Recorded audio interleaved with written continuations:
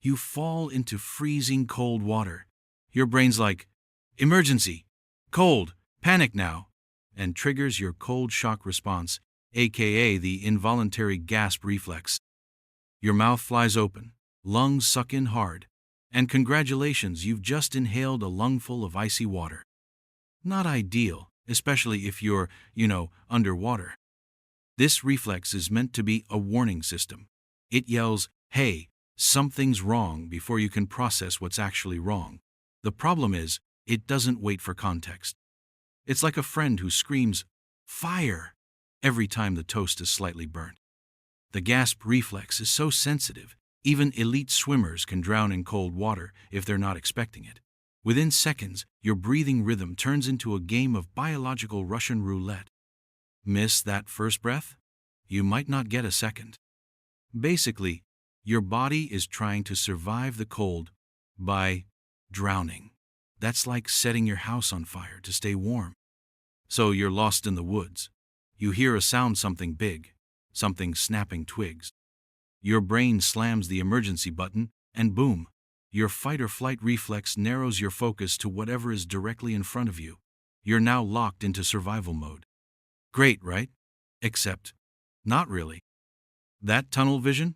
It's not metaphorical. Your peripheral vision dims, your hearing goes selective, and your brain basically turns off its curiosity sensors. You're so zoned in on the danger that you might not notice the other danger, like, say, a 40-foot drop just a few steps to your left. This reflex evolved to help you dodge tigers. It wasn't designed for multitasking, navigation, or assessing risk. In the wild, it's less like a helpful sixth sense and more like putting blinders on during a minefield stroll. So, yeah, focus is good, but your nervous system? It might accidentally help you walk into a ravine to avoid a squirrel. You're hiking. You step on something. It crunches in a way that legs shouldn't crunch.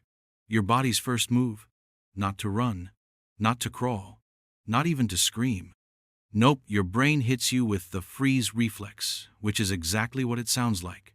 You become a biologically confused statue. This reflex is rooted in predator-prey psychology. Playing dead can sometimes save your life, assuming your attacker is a bear with poor impulse control and a short attention span. But in most survival situations, freezing is about as helpful as a paper umbrella in a hurricane.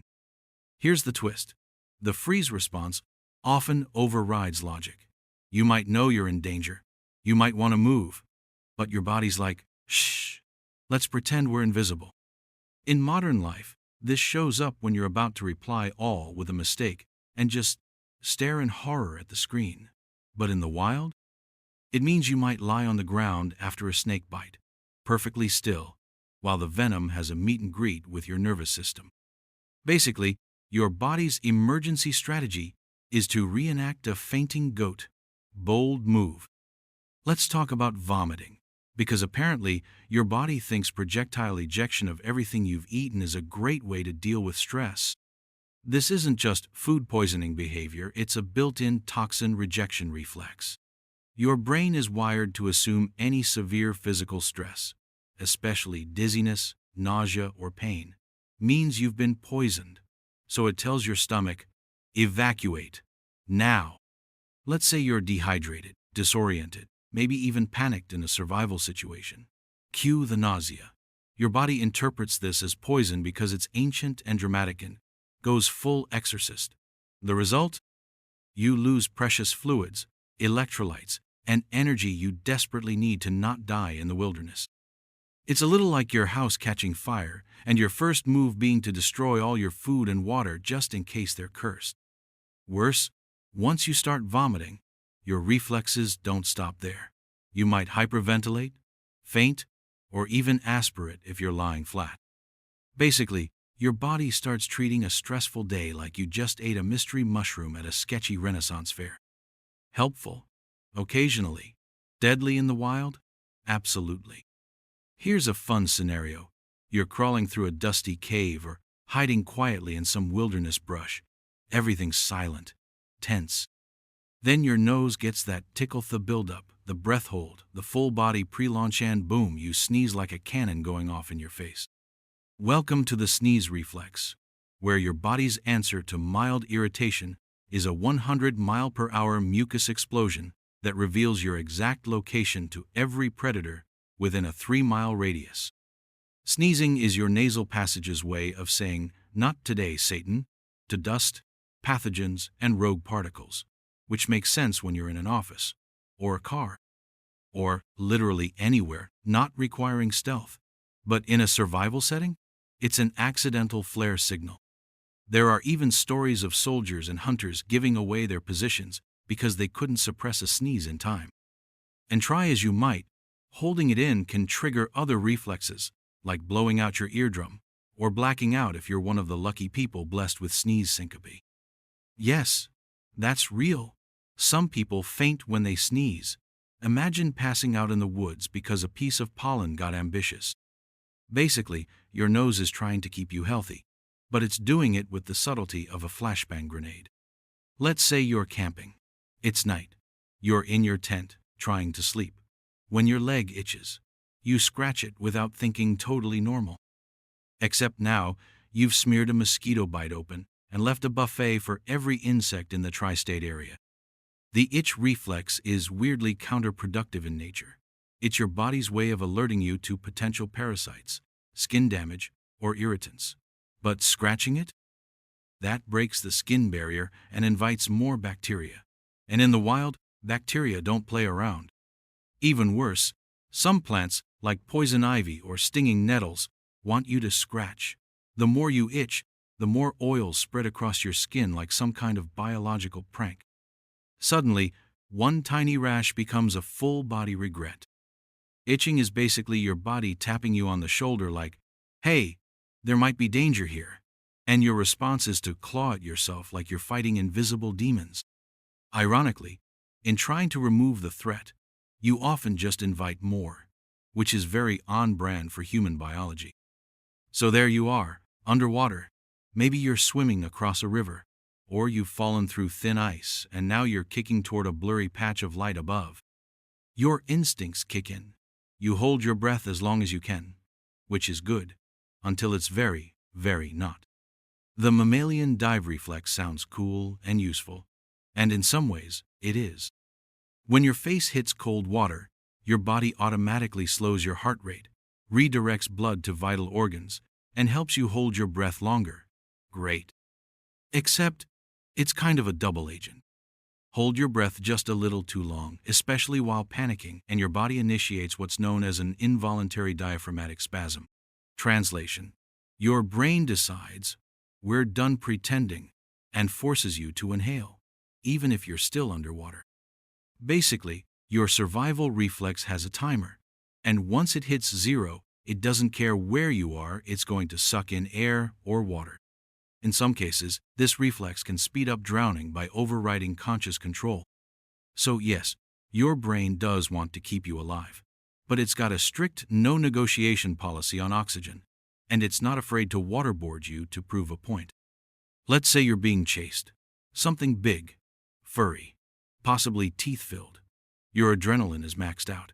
Your heart is slamming like it owes someone money, and suddenly, you can't move. Not because you tripped, not because you're hiding, but because your body just shut down. Welcome to panic paralysis, the lesser-known sibling of fight or flight. It's your nervous system's idea of a power-saving mode, like hitting Control-Alt-Delete on your survival instincts. This freeze-up happens when the brain's fear center, the amygdala, floods your body with signals, but the prefrontal cortex, the logical part of your brain, goes offline. The result? You lock up. You stare, maybe you even dissociate, just to spice things up. In modern life, this means freezing before public speaking. In the wild, it means standing perfectly still, while danger closes in like a horror movie extra. Your body thinks it's helping. It assumes if you don't move, you won't be noticed, which works great if you're a deer, less great if you're a human trying to climb a tree, or run. So yeah, in a life-or-death chase, your final thoughts might just be, why aren't my legs listening? Let's talk about choking. Not the metaphorical kind like when you blank out on your crush's name. No, I mean the real, terrifying kind, where your swallow reflex goes rogue and decides air is optional. Swallowing is supposed to be an elegant, behind-the-scenes operation. Your brain coordinates over 30 muscles to get food down your throat and away from your lungs. But in a high-stress or survival scenario like trying to eat quickly while on the move, or choking down dry food without water, this whole process can glitch. That's when the epiglottis, the little flap that decides whether stuff goes to your stomach or your windpipe, misses its cue. And suddenly your lunch takes a detour into your lungs. Now you're alone in the woods, smacking your own chest, wheezing like a broken accordion, all because a piece of jerky rebelled. To make things worse, your body's response to choking is to inhale, which can drag the obstruction deeper. And if you're panicking, your muscles tighten, which makes swallowing even harder. It's a domino effect of doom, all because your body decided to multitask food and fear at the same time. Moral of the story? Maybe don't stress eat trail mix while fleeing hypothetical wolves. Your survival depends on your throat not throwing a tantrum mid-bite. You're cold, not like, oops, forgot my hoodie, cold. More like, why are my fingers purple, cold? So your body does what it's designed to do, starts shivering. Violently, uncontrollably, like a maraca full of bones. Shivering is meant to generate heat by creating rapid muscle movement. The problem? It burns through your energy reserves, like a toddler on espresso. In a long-term survival situation, especially if you're wet, hypothermic, or stuck without shelter, this reflex can speed up your demise by depleting your glycogen stores. And if you stop shivering, that's not a good sign. That's your body giving up, not cooling off. Even worse, shivering impairs fine motor control. So now you're shaking, fumbling with zippers, unable to build a fire, and dropping your only lighter into a snowbank. So yes, your body's version of "let's stay warm" is essentially a panic seizure that drains your battery and wrecks your coordination. Thanks, evolution. Basically, you're trapped in a freezing meat suit that thinks vibrating is a valid survival plan. Spoiler, it's not. You know that thing where your eyes randomly flood when you're cold, tired, or experiencing any emotion more intense than mildly amused? That's your lacrimal reflexica, your tear duct's overenthusiastic autoresponse to basically everything. And while tears are great in a dramatic movie close-up, in a survival setting, they're a blurry, salty liability. Imagine you're trying to light a fire in the wind, or keep watch during a sandstorm, or climb something precarious. Your eyes water from cold, wind, or a sudden emotional breakdown. Who's judging? And boom, you can't see. Everything smeared in liquid regret. Even worse, reflex tears are not the helpful kind that moisturize or clean your eyes. These are full-on, defense mode tears, produced by your autonomic nervous system like it's been slapped awake by stress. And here's the real kicker. Your brain doesn't even ask if you need tears. It just deploys them like it's ordering a flood to stop a house fire. Danger? Cry now. So the very system that's supposed to protect your vision often just makes it worse, blinding you for your own safety. Nice. Evolution decided that the best way to handle danger was to soak your face in saline and hope for the best. Very cool. Very helpful. Ah, yes, adrenaline, the body's very own Red Bull 4 drip. It's supposed to give you superpowers in an emergency: strength, speed, laser focus. But too much of it?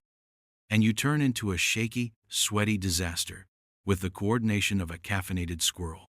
This is the acute stress response. And in theory, it's amazing. Your pupils dilate. Your heart pumps like it's in a bass drop contest. And your muscles prep for a heroic sprint. But here's what adrenaline also does. It shuts down digestion. So, hello, nausea. It cranks up blood pressure until you feel like you're vibrating. It reduces fine motor skills. So good luck tying a knot or threading a needle. And worst of all, the come down. Once the adrenaline wears off, you crash. Hard. You're exhausted, shaky, foggy-brained, and potentially mid-crisis. Because nature thought it was a good idea to give you one burst of superhuman energy, followed by a full system reboot like you just blue-screened in the wild. Your body's like, fight the bear now. And then 10 minutes later, nap? Adrenaline is that friend who hypes you up to start a bar fight and then disappears when things get real. So, you haven't eaten in a while. Like, a long while. Your stomach stopped growling hours ago, and now your brain is starting to get creative. You see movement that isn't there. Hear things. Smell things that are definitely not in the forest. Congratulations, you've unlocked the starvation-induced hallucination level of your survival game. This is your body reacting to extreme hunger by doing what it does best when it's desperate, making terrible decisions. Your brain runs on glucose. No food equals no glucose. Equals your brain going full improv theater. It starts misfiring signals, recycling old sensory data, and inventing new ones just to keep the lights on. You might see faces in trees, hear voices in wind, smell tacos in the wilderness. That's not nostalgia, it's your neurons playing Mad Libs. And if you're moving, say hiking, climbing, or navigating, you might start experiencing spatial distortions, making it harder to judge distances or even walk in a straight line. Which is exactly what you don't want when you're on a cliff, near water, or surrounded by things that want you dead. Basically, your survival reflex is trying to help you find food by turning your senses into a funhouse mirror. So yeah, your body would rather hallucinate cheeseburgers in a bear cave than admit defeat. How inspiring. How completely unhelpful. You're overheating. You're sweating, dizzy, lightheaded, but your body refuses to stop moving. In fact, it's not even telling you how bad it is. Welcome to heat stroke's denial reflex, where your internal thermostat breaks and stops warning you that you're literally cooking. This happens because your hypothalamus, the brain's temperature control center, starts to fail once your core body temperature passes about 104 degrees Faust, 40 degrees Celsius. That's when things go from, I'm kind of warm, to, why am I speaking Latin and taking off my clothes in the desert? And yes, paradoxical undressing is a real thing. Some people experiencing severe heat stroke strip down because their nervous system becomes so confused, it thinks they're freezing. Your reflexes like sweating and thirst are supposed to kick in before that. But under stress, or with dehydration, those cues get overridden. You stop sweating. You feel less thirsty. And instead of collapsing, you might keep walking until you drop like a fried SIM card. The worst part? Heat stroke often comes with a false sense of clarity or euphoria right before the crash, so you'll feel amazing right before your organs go on strike. Basically, your body starts cheering you on like a motivational coach while quietly preparing to kill you.